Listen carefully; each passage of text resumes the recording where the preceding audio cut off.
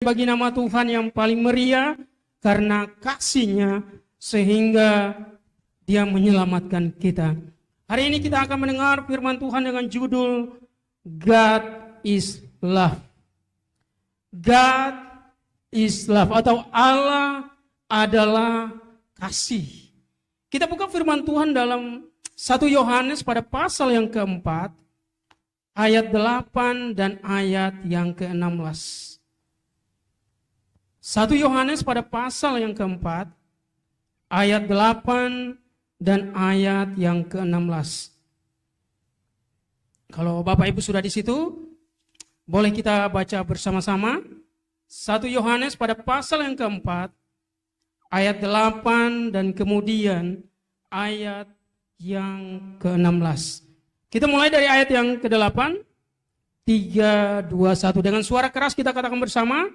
Barang siapa tidak mengasihi, ia tidak mengenal Allah. Sebab Allah adalah kasih. Ayat yang ke-16. Kita telah mengenal dan telah percaya akan kasih Allah kepada kita. Bapak Ibu Saudara yang dikasihi oleh Tuhan Yesus, peristiwa Jumat Agung, peristiwa kematian Tuhan Yesus di kayu salib, karena begitu besar kasih Allah bagi kita, sehingga Dia mengutus anaknya menjadi manusia. Kemudian Dia mengosongkan diri sebagai manusia. Dia mati bagi kita. Makanya coba kita buka di slide kita, dikatakan hakikat Allah adalah kasih. Siapa yang berada di dalam Allah, ia ada di dalam kasih. Dikatakan hakikat Allah adalah kasih. Siapa yang ada di dalam Allah, ia di dalam kasih. Yang dimaksudkan kasih Allah di sini, Bapak Ibu Saudara yang dikasihi oleh Tuhan Yesus, adalah yang disebut sebagai kasih agape. Kasih agape adalah kasih yang tidak mementingkan diri sendiri. Kasih agape adalah kasih yang mau berkorban bagi banyak orang. Mau berkorban. Kasih agape adalah kasih yang tidak mengharapkan balasan. Kasih agape adalah kasih yang tidak mengharapkan pamrih. Sedangkan kasih agape itu adalah kasih yang tanpa syarat. Makanya disebut sebagai unconditional love. Artinya kasih yang tanpa syarat. Dan kasih agape, Bapak Ibu Saudara yang dikasihi oleh Tuhan Yesus, hanya dapat dilakukan oleh Allah. Hanya dapat dilakukan oleh Allah kepada umat manusia. Manusia nggak mampu untuk melakukan kasih agape. Tetapi di dalam Tuhan, ketika Tuhan memberikan kita kekuatan Roh Kudus, kita dimampukan untuk mau menerapkan kasih itu dalam kehidupan kita. Nggak mudah untuk kita menerapkan kasih agape, Bapak Ibu Saudaraku. Makanya kan di kasih itu ada beberapa macam. Kalau Bapak Ibu baca, ya, ada kasih di dalam Alkitab. Di dalam Alkitab kasih ada namanya kasih eros, atau juga ada namanya kasih storge, phileo, dan yang paling luar biasa adalah kasih agape. Nah, Bapak Ibu Saudara yang dikasihi oleh Tuhan Yesus, dikatakan begini, Bapa mengutus anaknya. Coba di slide yang kedua. Jadi Bapak Ibu masih ingat ya, kalau ada yang tulisan berwarna merah, Bapak Ibu jangan lihat saya, tapi diisi di outline khotbahnya. Ya, mungkin ada outline khotbah buat pemusik kita di depan juga belum mendapatkan. Ya, baru di slide kedua Bapak Ibu, jadi boleh diberikan ya. Nanti saya review kembali slide yang pertama. Slide yang pertama, hakikat Allah adalah kasih. Hakikat Allah adalah kasih. Coba kembali ke slide pertama, media boleh menampilkannya biar dapat diisi. Hakikat Allah adalah kasih. Dan kemudian di slide yang kedua, Bapa mengutus anaknya yang tunggal ke dalam dunia supaya kita yang berdosa memperoleh hidup yang kekal. 1 Yohanes pada pasal yang keempat, ayat yang ke-9 dikatakan, dalam hal inilah kasih Allah dinyatakan di tengah-tengah kita, yaitu bahwa Allah telah mengutus anaknya yang tunggal ke dalam dunia supaya kita hidup olehnya. Ayat ini sangat paralel sekali Bapak Ibu Saudara dengan Yohanes pada pasal yang ketiga. Ayat yang ke-16 dikatakan bahwa karena begitu besar kasih Allah akan dunia ini, sehingga dia mengutus anaknya yang tunggal ke dunia untuk mati bagi kita. Maka coba-coba kita buka ke Yohanes pada pasal yang ketiga, ayat yang ke-16. Ya, Yohanes pada pasal yang ketiga, ayat yang ke-16. Tadi 1 Yohanes, kita beralih ke Yohanes. Injil Yohanes pada pasal yang ketiga ayat 16. Karena begitu besar kasih Allah akan dunia ini, sehingga ia telah mengaruniakan anaknya yang tunggal, supaya setiap orang yang percaya kepadanya tidak binasa, melainkan beroleh hidup yang kekal. Karena begitu besar kasih di sini adalah kasih agape, Bapak Ibu Saudaraku, kasih yang tanpa syarat, kasih yang disebut sebagai unconditional love, kasih yang tanpa pamrih, kasih yang tanpa ada batasan apapun. Kasih yang benar-benar dari Allah, kasih yang tulus, kasih yang jujur dari Allah untuk memberikan anaknya. Supaya apa? Mengaruniakan anaknya yang tunggal. Supaya setiap orang yang percaya kepadanya tidak binasa, melainkan beroleh hidup yang kekal. Bapak Ibu Saudara yang dikasihi oleh Tuhan Yesus, ternyata Allah mengutus anaknya ke dunia. Ya, makanya ketika kelahiran kita rayakan namanya Natal.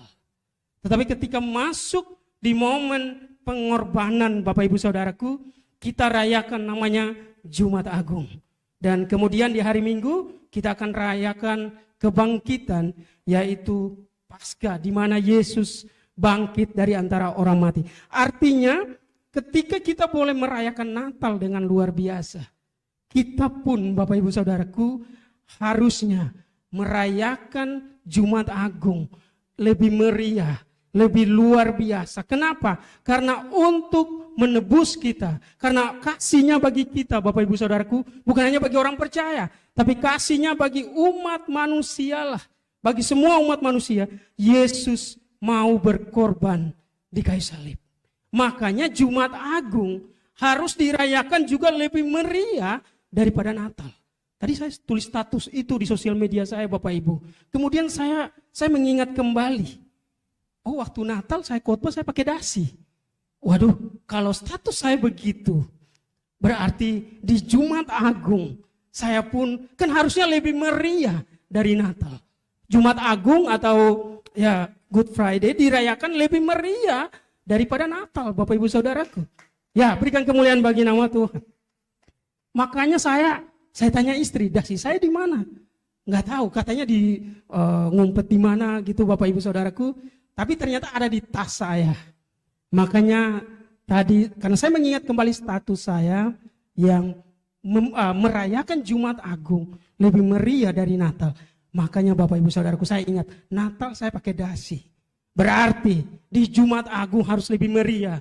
Makanya saya pakai dasi. Tapi saya nggak pakai yang ada di kepala begitu Bapak Ibu Saudara ya. Apalah namanya. Nah, artinya di sini kita melihat Bapak Ibu Saudara yang dikasih oleh Tuhan Yesus. Yesus datang, Yesus sebagai anak tunggal Allah datang ya ke dalam dunia menjadi korban bagi kita semua. Supaya apa? Supaya kita semua diselamatkan. Pada zaman Perjanjian Lama, orang kalau berdosa itu dipersembahkan domba.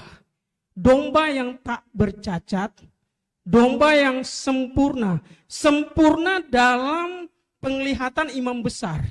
Imam akan memeriksa domba tersebut atau sapi atau lembu tersebut. Itu bagi yang mampu Bapak Ibu. Tapi kalau yang nggak mampu pakai burung merpati. Ya, diperiksa korban itu nggak boleh bercacat. Korban itu harus sempurna dalam penglihatan imam. Dalam kesempurnaan, dalam penglihatan imam besar Bapak Ibu Saudaraku. Nah, tetapi kemudian korban itu tidak bisa untuk menebus dosa umat manusia. Untuk menebus dosa yang berbuat dosa. Yang berbuat salah. Dan itu korban itu dilangsungkan terus menerus. Makanya Tuhan melihat harus ada satu korban yang sekali untuk selama-lamanya. Yaitu korban yang sempurna. Yang tak bercacat celah. Korban yang sempurna. Yaitu Tuhan Yesus. Pertanyaannya, berarti Pak, Tuhan Yesus mati dong. Kan ada pertanyaan hari-hari ini. Tuhannya orang Kristen mati. Bapak Ibu Saudara yang dikasihi oleh Tuhan Yesus, ya. Coba kita buka dalam Filipi pada pasal yang kedua, ayat 6 sampai ayat yang ke-8. Filipi pada pasal yang kedua, ayat 6 sampai ayat yang ke-8.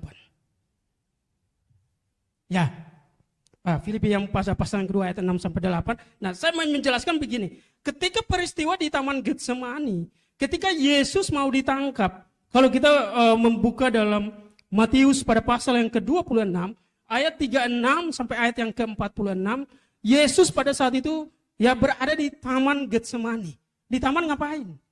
Bapak Ibu Saudaraku, berdoa. Makanya bertobat kita kalau ke taman nggak berdoa, Bapak Ibu Saudaraku. Kita harusnya ke taman apa? Berdoa. Anak muda dengar baik. Kalau ke taman ngapain? Berdoa. Kan hari-hari ini taman nggak boleh berdoa. Bawa handphone, baca Alkitab di taman. Di taman aja kita baca Alkitab. Apalagi di gereja, Bapak Ibu Saudaraku. Makanya tadi worship leader kita luar biasa, kita declare, kita deklarasi ya. Kita angkat handphone kita karena ada suara, ada sorak kemenangan di Jumat Agung ini sebagai lambang kemenangan atas dosa. Jadi Bapak Ibu Saudaraku, kalau ada deklarasi, harus ada namanya koneksi dengan Tuhan. Ketika kita mendeklarasikan sesuatu, kita beriman tentang sesuatu, kemudian kita terkoneksi dengan Tuhan. Ketika kita deklarasi, saya diberkati. Ketika kita deklarasi, saya dipulihkan. Pada saat itu juga, kita harus terkoneksi dengan Tuhan. Ketika kita koneksi dengan Tuhan, akan ada namanya intervensi dari Tuhan. Seperti tembok Yeriko, Bapak Ibu Saudaraku. Ada intervensi dari Tuhan. Dan seterusnya terjadi kuasa Tuhan menjawab pergumulan kita. Itu yang disebut sebagai impartasi. Jadi Bapak Ibu Saudara yang dikasihi oleh Tuhan Yesus, Yesus berada di Taman Getsemani. Pada saat berada di Getsemani, Yesus yang adalah manusia 100% dan juga Yesus adalah Tuhan 100%. Bapak Ibu Saudara yang dikasihi oleh Tuhan Yesus, pada saat di Getsemani, Yesus mengalami kegentaran. Kenapa? Karena pada saat itu Yesus yang dalam rupa sebagai manusia, ya, dia telah mengosongkan dirinya. Coba kita buka di Filipi pada pasal yang kedua, ayat 6 sampai ayat yang ke-8. Filipi pada pasal yang kedua ayat 6 sampai 8, yang coba kita baca bersama Bapak Ibu Saudaraku, yang walaupun dalam rupa Allah tidak menganggap kesetaraan dengan Allah itu sebagai milik yang harus dipertahankan, melainkan telah mengosongkan dirinya sendiri dan mengambil rupa seorang hamba dan menjadi sama dengan manusia. Dan dalam keadaan sebagai manusia, ia telah merendahkan dirinya dan taat sampai mati, bahkan sampai mati di kayu salib. Ketika dalam peristiwa Taman Getsemani, Bapak Ibu Saudaraku, Yesus yang pada saat itu telah mengosongkan dirinya. Ya, dia mengambil rupa sebagai hamba, rupa sebagai manusia yang tahu akan hari kematiannya. Dia mengalami kegentaran, Bapak Ibu, stres, depresi. Makanya dikatakan keringat Yesus bercucuran seperti darah, Bapak Ibu. Itu menunjukkan ada tingkat depresi yang tinggi, tingkat stres yang tinggi. Kalau kita tahu hari mati kita, Bapak Ibu, kita kan nggak tahu. Ada yang tahu hari matinya? Nggak ada yang tahu. Kalau kita tahu hari mati kita, oh pasti kita akan bertobat luar biasa. Pasti kita akan menjadi orang yang sungguh-sungguh dalam Tuhan. Ya, pasti kita akan menjadi orang yang sangat luar biasa dalam Tuhan. Kenapa? Karena kita tahu hari mati kita. Yesus tahu hari matinya sebelum dia melepaskan kealahannya, sebelum dia mengosongkan dirinya, Bapak Ibu Saudaraku, menjadi pada saat itu dia mengosongkan dirinya. Firman Tuhan katakan tadi ayat yang ke-7, ya, melainkan mengosongkan dirinya sendiri, mengambil rupa seorang hamba dan menjadi sama dengan manusia. Makanya jawaban kenapa Yesus mati? Karena mulai peristiwa di Taman Getsemani, ya, ketika peristiwa di Taman Getsemani, Yesus pada saat itu mengosongkan dirinya, menjadi manusia sama seperti kita, menjadi sama dengan manusia. Sebagai manusia, dia mengalami ketakutan Bapak Ibu Saudaraku. Makanya ketika Yesus berdoa di taman, ya 3 kali. Jadilah menurut. Yesus sedikit bernegosiasi dengan Bapa. Kalau bisa cawan atau murka atau hukuman ini jangan ditimpahkan kepadanya. Atau lalu begitu saja. Tetapi apa yang terjadi? Yesus katakan, dan biarlah bukan kehendakku yang jadi, tapi kehendakmu lah yang jadi. Bukan kehendak dia, Yesus yang jadi. Bukan kehendak Yesus sebagai manusia yang terjadi, tapi kehendak Bapa yang Maha Kuasa yang terjadi. Pernah saya khotbah di satu gereja, saya salah sebut, saya bilang cuma 2 kali Bapak Ibu Saudaraku. Ya, dari mimbar ini tolong diklarifikasi. 3 kali. Karena ketiga kalinya dicoba kita buka. Matius pada pasal yang ke-26 ayat 46. Saya hamba Tuhan yang kalau salah saya klarifikasi Bapak Ibu Saudaraku. Ya, kalau kurang tepat kita perbaiki, kita tepati supaya kita lebih baik lagi. Ya, coba bangunlah ayat 45 coba dikatakan. Ayat 45. Sesudah itu ia datang kepada murid-muridnya dan berkata, tidurlah sekarang dan istirahatlah, lihatlah sudah tiba bahwa anak manusia diserahkan kepada tangan orang-orang berdosa. Ayat 44, coba dikatakan ayat 44. Ya, ia membiarkan mereka di situ lalu pergi berdoa untuk ketiga kalinya dan mengucapkan doa yang itu juga. Yesus mau bernegosiasi dengan Allah Bapa, tetapi apa yang terjadi? Bukan kehendak dia yang terjadi sebagai manusia, tetapi kehendak Bapa yang terjadi. Makanya kenapa Yesus mati? Karena Yesus mengosongkan dirinya, mengambil rupa sebagai manusia, mengambil rupa sebagai hamba, sama dengan manusia. Sehingga sebagai manusia, dia taat sampai mati di kayu salib. Jadi pada saat peristiwa kayu salib, Bapak Ibu Saudaraku, ya, pada saat Yesus ditangkap mulai dari Taman Getsemani. Makanya ada gereja yang merayakan Kamis Putih. Karena Yesus ditangkap pada hari Kamis, Bapak Ibu Saudaraku. Ya, pada malam hari Yesus ditangkap dan perjamuan terakhir juga dirayakan di hari Kamis, Kamis Putih. Ya, Yesus ditangkap dan kemudian apa yang terjadi? Dia mengosongkan dirinya dan dia taat sampai mati di kayu salib. Jadi Tuhan bisa mati? Bisa. Karena menurut Filipi pada pasal yang kedua, ayat yang ke-7, Yesus mengosongkan dirinya. Dengar baik ayat ini Bapak Ibu Saudaraku, sehingga ketika ada pertanyaan di luar, Bapak Ibu bisa menjawabnya. Nanti kalau ada yang tanya, pendeta saya belum khotbah Pak. Pendeta saya kan belum khotbah, jadi saya nggak tahu. Padahal saya sudah khotbahkan Bapak Ibu Saudara yang dikasih oleh Tuhan Yesus. Nah, dikatakan begini. Wow, bahasa Inggris Bapak Ibu Saudaraku dikatakan, being loved by God is the highest relationship, the greatest achievement and the noblest position in life. Bahasa Inggris saya sudah betul? Kayaknya itu agak bahasa Inggris American atau British atau Indonesian Bapak Ibu Saudaraku, atau bahasa Inggris Indonesia Timur begitu ya, mirip-mirip logatnya sepertinya. Dikatakan begini, dicintai oleh Tuhan adalah hubungan tertinggi, pencapaian terbesar, dan posisi termulia dalam hidup. Dicintai oleh Tuhan adalah hubungan tertinggi, pencapaian terbesar, dan posisi termulia dalam hidup. Bapak Ibu Saudara yang dikasihi oleh Tuhan Yesus, kita mau supaya Tuhan mencintai kita. Kita mau supaya Tuhan mengasihi kita. Kalau kita mau seperti itu, ketika kita beribadah dengan serius. Ketika kita berdoa dengan serius. Ketika kita membaca Alkitab, kita membaca dengan serius. Kenapa? Supaya kita dicintai oleh Tuhan. Tuhan akan mengasihi orang yang sering membaca Alkitab. Bapak Ibu Saudaraku, rumus saya masih ingat? 1 hari 5 pasal, 5 tahun selesai. 1 hari 5 pasal, 1 tahun selesai. 1 hari 1 pasal, 5 tahun selesai. Jadi kalau kita mau dicintai oleh Tuhan, ketika kita beribadah Bapak Ibu Saudaraku, ya kita beribadah dengan serius. jangan statue. Wih, mantap ya statue. Apa? Style cuek Bapak Ibu Saudaraku. Ya, saya baru dapat bocoran itu Bapak Ibu Saudaraku. Jadi kita kalau mau bertumbuh, kita jangan statue Bapak Ibu Saudaraku. Jangan style cuek sama ibadah. Tapi kalau kita mau bertumbuh, jangan statue, tetapi kita perhatian.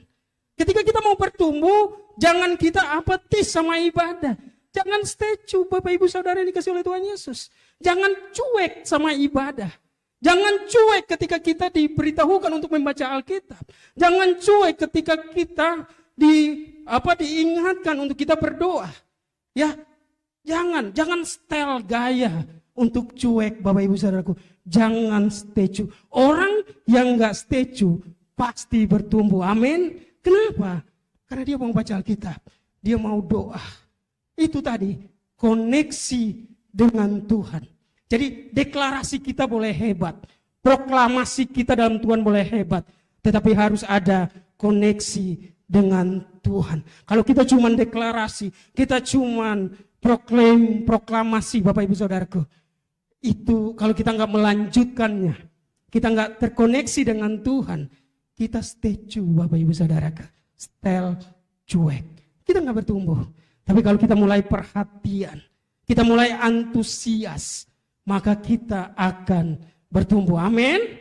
Makanya supaya kita dicintai oleh Tuhan. Dikatakan begini, kita yang berdosa seharusnya menerima hukuman dan masuk neraka. Namun inilah berkat dan anugerah terbesar dalam hidup kita. Kristus telah datang sebagai juru selamat. 1 Yohanes pada pasal yang keempat, ayat yang ke-14. 1 Yohanes pada pasal yang keempat, ayat 14. Dikatakan begini, dan inilah keberanian percaya kita kepadanya, yaitu bahwa ia mengabulkan doa kita. Jikalau kita meminta sesuatu kepadanya menurut kehendaknya. Ya. 1 Yohanes pada pasal yang keempat, ayat yang ke-14. Ya. Oh, dikatakan begini. Minta maaf ya. Saya salah membacakannya, kurang tepat Bapak Ibu Saudaraku. Dan kami telah melihat dan bersaksi bahwa Bapa telah mengutus anaknya menjadi juru selamat dunia. Yohanes adalah murid Tuhan. Yohanes adalah murid yang dikasihi oleh Tuhan. Mereka bersaksi bahwa Tuhan datang. Mereka melihat peristiwa bagaimana mereka diajar oleh Tuhan. Bagaimana ketika mereka dipanggil oleh Tuhan menjadi murid. Dan kemudian Yesus mengajar mereka. Mereka ada ketika peristiwa perjamuan terakhir. Di hari Kamis Putih, Bapak Ibu Saudaraku. Bahkan mereka tercerai-berai ketika Yesus ditangkap. Tetapi ketika proses di kayu salib, ketika proses Yesus ada di kayu salib, Bapak Ibu Saudaraku, Yohanes ada di situ. Yohanes ada di situ. Jadi Yohanes menjadi saksi, ya. Dan mereka menjadi saksi sehingga apa? Mereka katakan bahwa kita yang berdosa seharusnya menerima hukuman dan masuk neraka. Namun inilah berkat dan anugerah terbesar dalam hidup kita.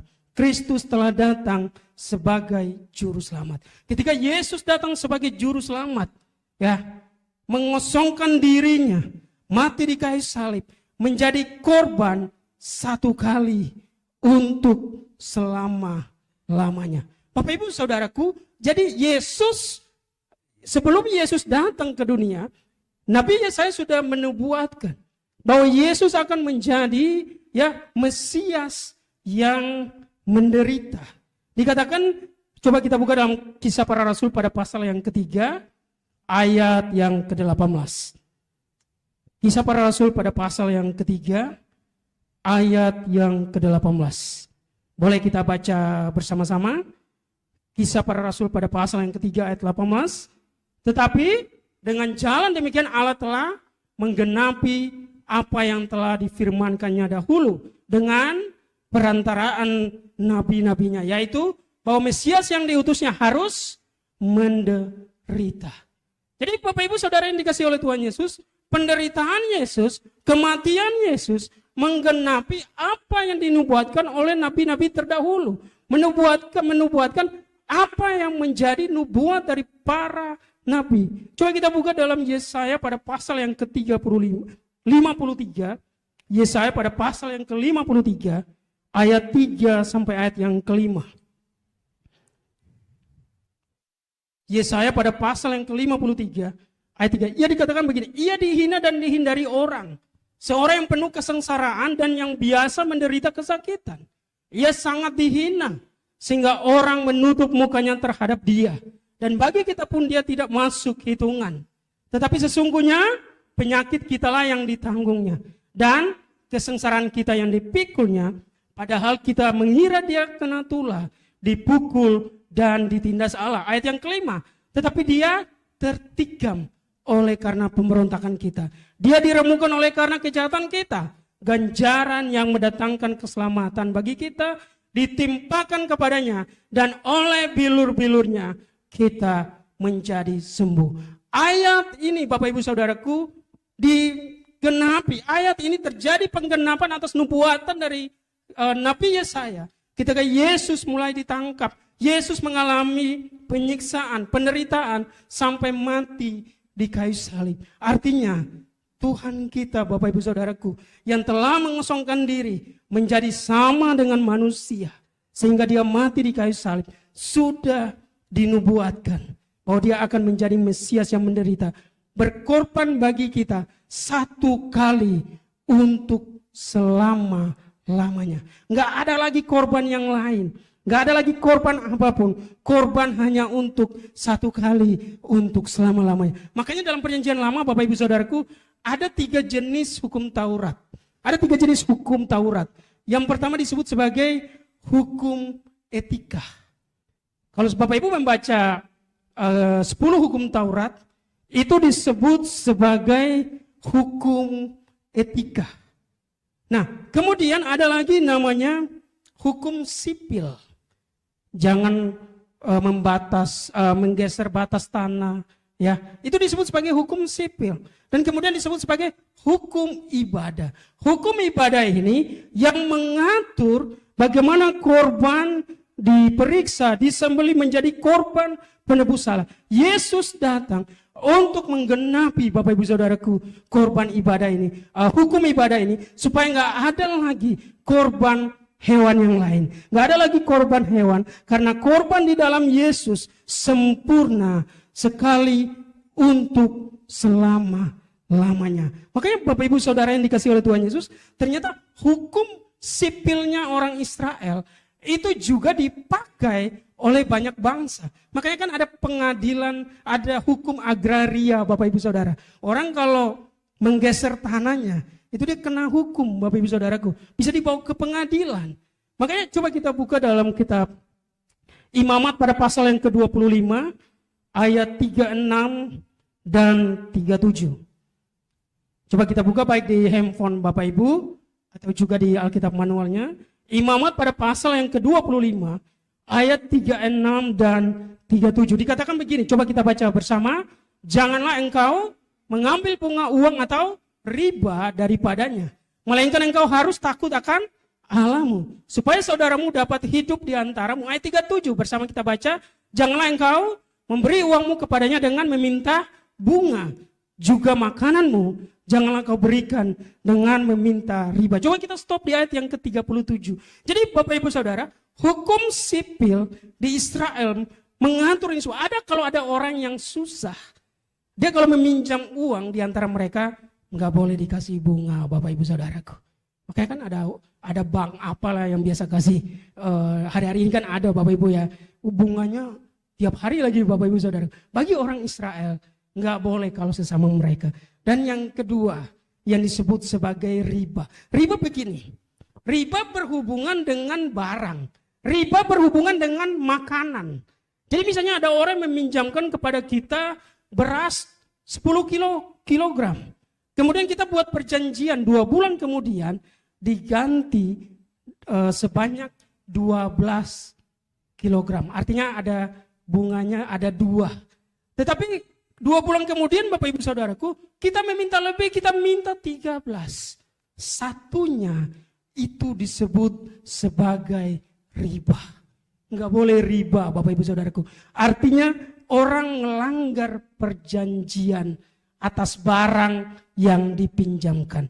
Jadi harusnya orang mengembalikan 12 kilogram, kita mengubah ketetapannya jadi 13. Yang satu kelebihannya itu disebut sebagai riba. Orang Kristen enggak boleh mengambil riba. Amin. Apa yang sudah dijanjikan seperti yang ada dalam surat perjanjian, itulah yang harus dikembalikan. Makanya Yesus datang ya untuk menggenapi hukum ibadah, untuk menggenapi hukum korban penebus salah, dan sekali untuk selama-lamanya. Makanya kitab suci katakan Yesus datang bukan untuk meniadakan hukum Taurat, tetapi untuk menggenapinya. Makanya Yesus merangkum hukum Taurat itu, Bapak Ibu Saudaraku, ya, kasihilah sesama manusia, kasihilah Tuhan Allahmu, dan kasihilah sesamamu manusia. Itulah hukum yang terdapat dalam kitab para nabi.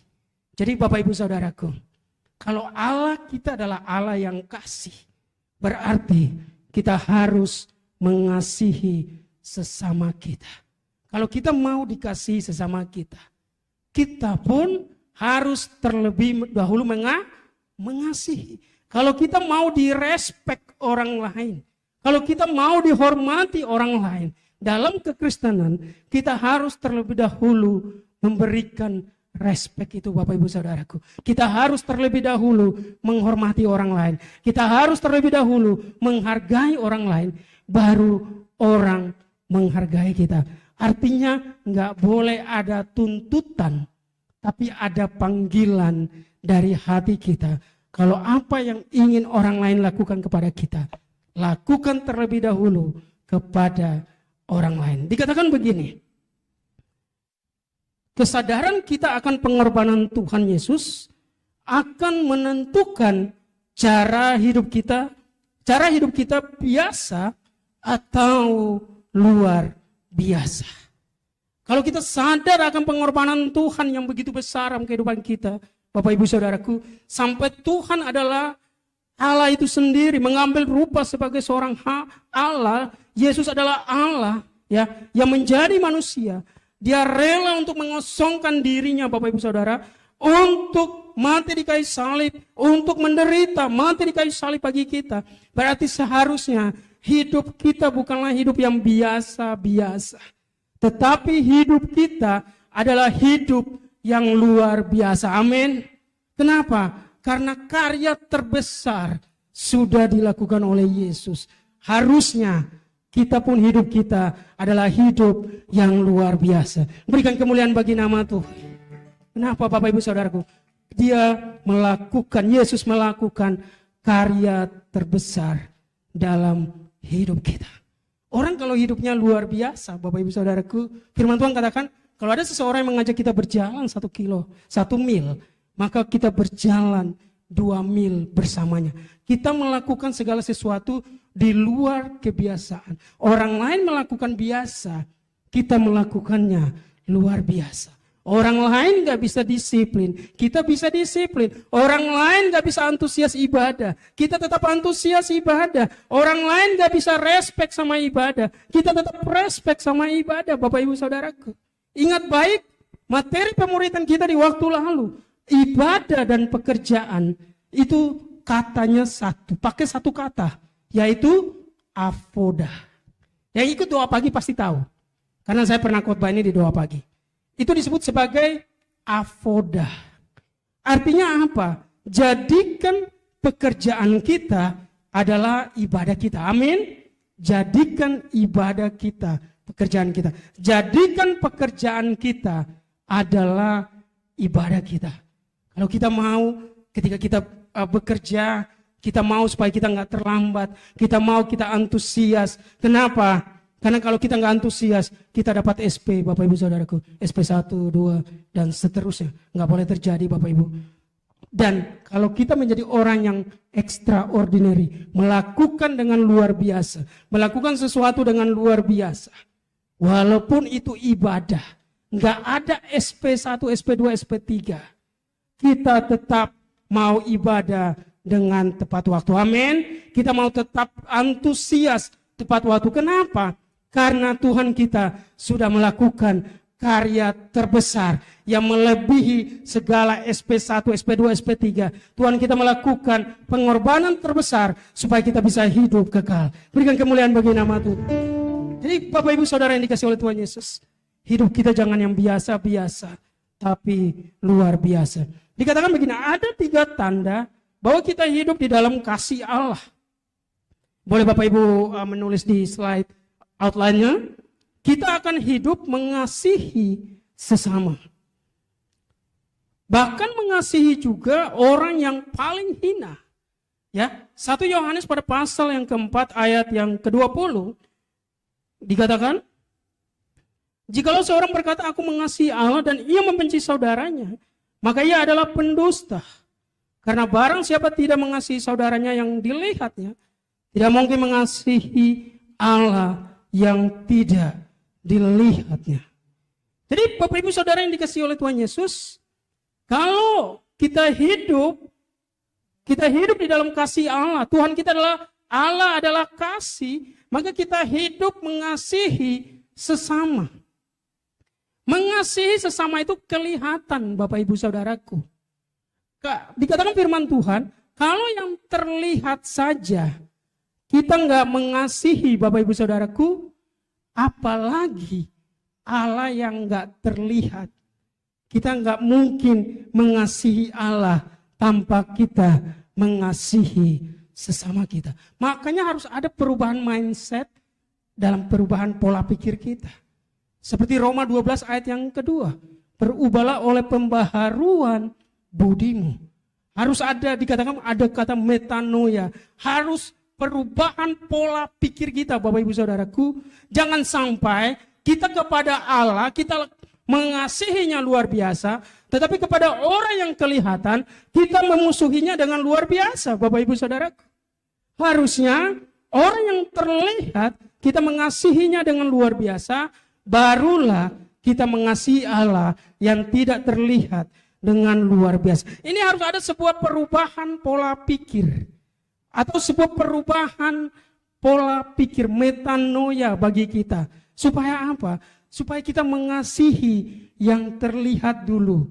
Baru kita mengasihi Allah yang tidak kita lihat. Kalau kita hanya hebat kepada Tuhan yang gak terlihat. Itu bukan metanoia. Tapi itu namanya metagroup. Ada yang tahu metagroup? Sosial media Bapak Ibu Saudara. Orang percaya boleh hebat di sosial media.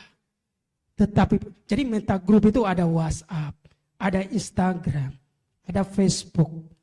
Ya, yang punya pemilik disebut sebagai metagroup. Jadi orang kalau nggak mengalami perubahan pola pikir, dia hanya mengasihi Allah tapi dia nggak mengasihi saudaranya yang terlihat. Dia hanya hebat. Dia bukan punya metanoia, tapi dia punya metagroup Bapak Ibu Saudaraku. Dia hanya hebat di sosial media. Di sosial media dia hebat, terlihat luar biasa. Tetapi pada kenyataannya, ternyata dia nggak hebat Bapak Ibu Saudaraku.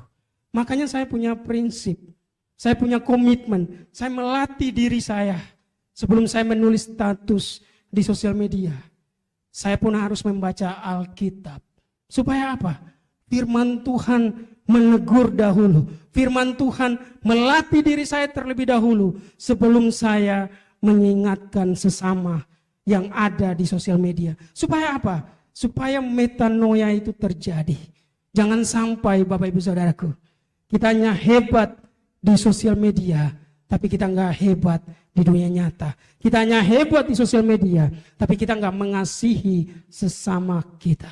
Kita nggak melakukan bagian kita untuk mengasihi sesama kita. Makanya saya mengajak kita, boleh kita hebat di sosial media, tapi kita juga harus hebat di dunia nyata.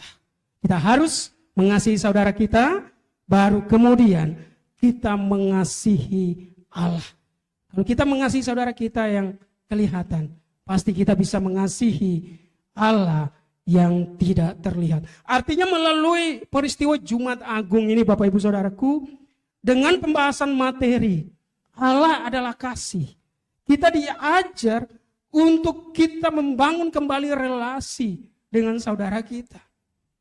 Saudara kita yang kelihatan. Mungkin hari ini kita salah paham sama saudara kita. Melalui pengorbanan Yesus, karya terbesar Yesus di kayu salib, mengajak kita untuk kita membangun kembali relasi kita dengan saudara kita. Supaya apa? Supaya kita hebat di dunia nyata. Iman kita terlihat nyata, bukan iman kita terlihat di sosial media. Dikatakan begini. Wow, pakai bahasa Inggris lagi Bapak Ibu Saudara. The measure of our love for others can be measured by the love we have for God. Ukuran kasih kita kepada sesama dapat diukur dengan kasih yang kita miliki kepada Tuhan. Jadi kita harus mengasihi sama kita. Ya, firman Tuhan katakan, kasihilah sesama manusia seperti dirimu sendiri. Baru kita bisa mengasihi Allah, ya, yang tidak terlihat seperti kita mengasihi diri. Kita mengasihi Allah dengan segenap hati, dengan segenap akal budi, dengan segenap jiwa.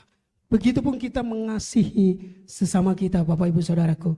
Di slide berikutnya dikatakan, Maria membersihkan kaki Yesus dengan air matanya dan menyekanya dengan rambutnya.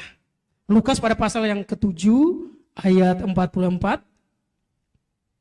Lukas pada pasal yang ke-7 ayat 44 dikatakan, dan sambil berpaling kepada perempuan itu, ia berkata kepada Simon, engkau lihat perempuan ini? Aku masuk ke rumahmu namun engkau tidak memberikan aku air untuk membasuh kakiku. Tetapi dia membasahi kakiku dengan air mata dan menyekanya dengan rambutnya. Dikatakan di slide berikutnya bahwa air mata ia gunakan untuk mencurahkan kasihnya kepada Tuhan. Doa, pujian, dan penyembahan. Air mata dicurahkan untuk bersafaat bagi keluarga yang belum mengenal Tuhan. Gerejanya, kota, dan bangsanya. Makanya kita harus, Bapak Ibu Saudaraku, dalam doa kita, sebagai orang percaya kita harus menangisi. Kita harus menangisi tempat di mana kita ada kalau belum terjadi perubahan. Kita harus berdoa dengan sungguh-sungguh, dengan sampai menangisi tempat lingkungan di mana kita ada. Supaya apa? Supaya terjadi perubahan. Baik bagi lingkungan kita, baik juga bagi kota kita. Makanya dikatakan begini, rambut adalah sesuatu yang sangat berharga. Dipakai untuk mengasihi dan melayani Tuhan. Bukan berarti rambut kita, Bapak Ibu Saudaraku, tetapi rambut melambangkan sesuatu yang sangat berharga. Makanya disebut rambut adalah mahkota. Rambut adalah mahkota. Nggak usah lihat kiri kanan Bapak Ibu Saudaraku. Rambut adalah mahkota. Kita, sesuatu mahkota berarti berharga. Sesuatu yang berharga ya kita pakai untuk mengasihi dan melayani Tuhan. Kalau yang berharga di diri kita adalah waktu, kita pakai waktu untuk melayani Tuhan. Kita meluangkan waktu untuk melayani pekerjaan Tuhan. Yang berharga pada diri kita adalah potensi kita. Kita pakai potensi kita untuk melayani Tuhan. Kalau yang berharga di diri kita adalah materi kita, kekayaan kita, Bapak Ibu Saudaraku, ya, uang kita, ya, finansial kita, kita pakai yang berharga itu untuk melayani pekerjaan Tuhan. Tuhan mau sesuatu yang berharga kita pakai untuk melayani pekerjaannya. Dan pasti pelayanan kita semakin maju. Pelayanan kita semakin diberkati oleh Tuhan. Seorang mengatakan begini, you can give without loving, but you cannot love without giving. Ya, Anda dapat memberi tanpa mencintai, tetapi Anda tidak dapat mencintai tanpa memberi. Makanya cinta butuh pengorbanan.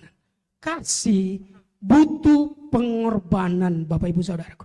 Kalau kita mengasihi Allah, Kita butuh pengorbanan. Baik waktu kita, baik materi kita, baik kekayaan kita, baik finansial kita, baik potensi kita. Kita pakai, Bapak Ibu Saudaraku, untuk memberi yang terbaik dalam pelayanan kita. Sebagai ungkapan kita mengasihi Allah. Makanya apa yang terbaik bagi kita hari ini, ya, kita dapat mencintai, mengasihi, ya, kita tidak dapat mengasihi tanpa memberi.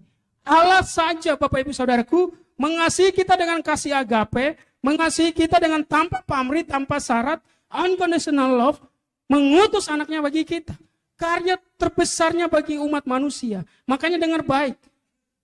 Kematian Yesus di kayu salib bukan hanya menebus dosa orang Kristen, bukan hanya menebus dosa orang percaya, tapi menebus dosa semua umat manusia. Makanya Yohanes 3 ayat 16, barang siapa yang percaya kepadanya akan diselamatkan, Bapak Ibu Saudaraku.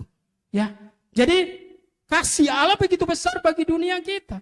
Tetapi harus ada respon bagi kita untuk kita percaya kepada Tuhan. Maka kita akan menghargai karya terbesar Allah di kayu salib melalui Yesus. Maka kita akan diselamatkan. Dikatakan Maria tidak henti-hentinya mencium kaki Yesus. Maria datang dengan kerendahan hati kepada Tuhan. Maria datang dengan kerendahan hati kepada Yesus. Maria datang sangat dengan kerendahan hati. Mencium kaki, Bapak Ibu Saudaraku. Benar-benar orang yang sangat rendah hati. Kalau kita datang kepada Tuhan, Bapak Ibu Saudaraku, jangan banyak maunya. Tetap rendah hati. Salah satu nilai gereja kita adalah be humble, reborn. Salah satu nilai gereja kita adalah rendah hati. Nah, dikatakan begini. Mencium kaki menunjukkan penghormatan kepada Tuhan. Mencium kaki menunjukkan penghormatan atau respect atau bentuk kerendahan hati kepada Tuhan. Maria meminyaki kaki Yesus atau kakiku dengan minyak wangi. Jadi sebelum masuk dalam perjamuan, Bapak Ibu Saudaraku, ya, biasanya orang Yahudi mereka memakai parfum, mereka memakai minyak wangi, sehingga ketika berada di perjamuan, mereka sangat wangi, mereka harum baunya, Bapak Ibu Saudaraku. Dikatakan, ya, Maria meminyaki kaki Yesus dengan minyak yang sangat wangi, minyak yang mahal. Sesuatu yang mahal pada Maria dipakai untuk melayani Yesus. Bapak Ibu dengar baik, sesuatu yang mahal pada kita pakai untuk melayani pekerjaan Tuhan. Makanya kalau kita punya sesuatu yang berharga, jangan dipegang kuat-kuat, Bapak Ibu Saudaraku. Supaya ketika Tuhan memintanya, kita nggak pelit, Bapak Ibu Saudaraku. Kita nggak negosiasi sama Tuhan. Tetapi kita ada panggilan. Oh, berarti yang berharga pada saya, Tuhan mau pakai untuk kemuliaan namanya. Kita rela memberi. Kenapa? Karena kita nggak pegang erat-erat. Kita nggak pegang kuat-kuat. Nah, dikatakan begini. Minyak wangi melambangkan sesuatu yang mahal. Dipakai untuk melayani Yesus. Jadi sesuatu yang wangi, sesuatu yang mahal, sesuatu yang sangat berharga pada kita. Kita pakai untuk melayani pekerjaan Tuhan. Dan yang kedua, tadi yang pertama, ya, yang pertama tadi, 3 tanda bahwa kita hidup di dalam kasih Allah, kita akan hidup mengasihi sesama. Dan yang kedua, dikatakan memiliki kepastian pada hari penghakiman. 1 Yohanes pada pasal yang keempat ayat 17, dikatakan begini. Dalam hal inilah kasih Allah sempurna di dalam kita. Yaitu kalau kita mempunyai keberanian percaya pada hari penghakiman, karena sama seperti Dia, kita juga ada di dalam dunia ini. Dikatakan begini, memiliki kepastian masuk kerajaan sorga. Jadi bagi orang dunia, Bapak Ibu Saudara yang dikasih oleh Tuhan Yesus, penghakiman atau akhir zaman adalah sesuatu yang menakutkan. Penghakiman atau akhir zaman adalah sesuatu yang mengerikan. Tetapi bagi orang percaya, penghakiman atau juga akhir zaman adalah sesuatu yang membahagiakan. Kenapa? Karena kita sudah melayani pekerjaan Tuhan. Ketika sampai masuk zaman penghakiman, kita akan menerima mahkota dari Tuhan. Kita akan menerima mahkota dari Allah. Makanya bagi orang dunia, penghakiman atau akhir zaman menakutkan. Penghakiman atau akhir zaman menakutkan, mengerikan. Tapi bagi orang percaya, penghakiman atau akhir zaman itu adalah sesuatu yang membahagiakan, sesuatu yang menggembirakan, sesuatu yang kita di dalamnya kita antusias. Makanya jangan takut Bapak Ibu Saudaraku kalau akhir zaman. Kenapa? Karena bagi orang percaya akhir zaman adalah tanda pengharapan bagi kita. Amin. Orang dunia boleh takut, tapi orang percaya nggak boleh takut. Kenapa? Karena kita sudah dilengkapi oleh firman Tuhan untuk kita mengenal situasi akhir zaman. Dikatakan begini. Ya, di slide berikutnya, seorang John MacArthur mengatakan, ya, the love of God not only redeems us but also secures of eternity with Him. Kasih Allah tidak hanya menebus kita, tetapi juga menjamin kekekalan bagi kita bersamanya. Jadi Bapak Ibu Saudaraku, ketika penghakiman nggak usah takut. Kenapa? Karena kasih Allah menjadi garansi bagi kita kalau kita hidup dalam kerajaan sorga selamanya. Makanya orang percaya anak Tuhan jangan takut sama penghakiman. Tetapi penghakiman sesuatu yang membahagiakan. Hari kepenghakiman sesuatu yang menggembirakan, bukan menakutkan. Dikatakan begini. Dan yang ketiga dikatakan di dalam kasih Allah tidak ada ketakutan. Sebab ketakutan mengandung hukuman. Ayat terakhir yang kita baca 1 Yohanes pada pasal yang keempat ayat yang ke-18. Di dalam kasih tidak ada ketakutan. Kasih yang sempurna melenyapkan ketakutan. Sebab ketakutan mengandung hukuman. Dan barang siapa takut ia tidak sempurna di dalam kasih. Bapak Ibu Saudara yang dikasihi oleh Tuhan Yesus, orang yang di dalam Tuhan, dia harus punya pengharapan, bukan ketakutan. Amin. Ketika Yesus mati di kayu salib bagi kita, menjadi karya terbesar bagi umat manusia, harus ada respon bagi kita bahwa kita punya pengharapan di dalam Tuhan, sehingga pengharapan itu melenyapkan segala ketakutan bagi kita. Makanya kembali lagi, bagi orang percaya, penghakiman, hari penghakiman bukanlah sesuatu yang menakutkan, tetapi sesuatu yang membahagiakan kita, sesuatu yang menggembirakan kita. Makanya Bapak Ibu Saudaraku, kita ini buatan Allah, nggak boleh takut sama keadaan apapun. Kalau saat ini Tuhan sedang memproses kita, setia Bapak Ibu Saudaraku. Karena kalau Tuhan, biasanya Tuhan kalau mau membawa kita maju, itu melalui proses. Pelan-pelan Bapak Ibu Saudaraku. Tapi kalau dukun, itu langsung naik puncak. Tapi cepat jatuh Bapak Ibu Saudara. Kalau Tuhan mau kita by proses, pelan-pelan saja. Tetapi apa yang terjadi?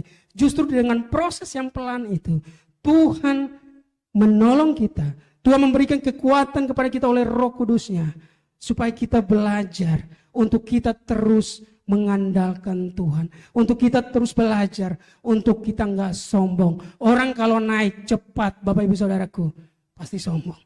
Tapi kalau orang yang naik, diangkat oleh Tuhan melejit pelan-pelan, dia pasti menjadi berkat bagi banyak orang. Yusuf, dia menjadi berkat di Mesir, bahkan bagi seluruh dunia pada zaman itu. Di Mesir, kenapa? Dia naiknya, dia melejit pelan-pelan. Ketika dia melejit, dia menjadi berkat. Pelan-pelan, dia sebagai orang tawanan, dia sebagai tahanan, kemudian dia sebagai orang nomor 2 di kerajaan. Di Mesir, Bapak Ibu Saudaraku. Kalau Tuhan sedang memproses hari ini, memproses kita semua, ingat baik, kasih Allah tetap ada bagi kita. Walaupun kita berada dalam masa proses, tetapi kita pun sudah berada dalam track yang benar. Kita sudah berada di jalur yang benar. Makanya jangan menyerah ketika kita berada di masa proses. Karena proses Tuhan pakai untuk kita maksimal Bapak Ibu Saudara. Tuhan gak mau kita pakai jalan pintas. Karena jalan pintas belum tentu mulus Bapak Ibu Saudaraku. Tetapi kita melalui proses. Slide yang terakhir, boleh kita baca bersama-sama. Ya, seorang mengatakan begini. Perfect love is the presence of Christ. Fear cannot dwell where He reigns. Kasih Allah yang sempurna adalah kehadiran Kristus. Rasa takut tidak dapat tinggal di mana Dia memerintah. Kalau hari ini ada rasa takut dalam kehidupan kita, karena kita sedang menghadapi pergumulan, karena mungkin hari ini ada rasa sakit dalam kita, karena kita sedang dalam masa proses pergumulan, kita sedang sakit, kita sedang dalam pergumulan, kita sedang dalam kesakitan, kita sedang dalam doa-doa kita. Dengar baik Bapak Ibu Saudaraku, Allah adalah kasih yang mengasihi kita tanpa syarat, kasih agape. Anaknya saja Dia berikan bagi kita, apalagi pergumulan kita. Kalau Tuhan memproses kita, setia, konsisten di dalam Tuhan. Kalau kita setia dalam perkara kecil, Tuhan akan membawa kita naik dalam perkara besar. Berikan kemuliaan bagi nama Tuhan. Jadi Bapak Ibu Saudaraku, mari kita memiliki God is love. Allah adalah kasih. Ada 3 tanda yang kita dapat. Ada 3 tanda bahwa kita hidup di dalam kasih Allah. Yang pertama, kita akan hidup mengasihi sesama. Dan yang kedua, dikatakan kita memiliki kepastian pada hari penghakiman. Dan yang ketiga, di dalam kasih tidak ada ketakutan, tetapi yang ada adalah pengharapan. Kiranya firman Tuhan ini menjadi berkat bagi kita. Mari kita berdoa.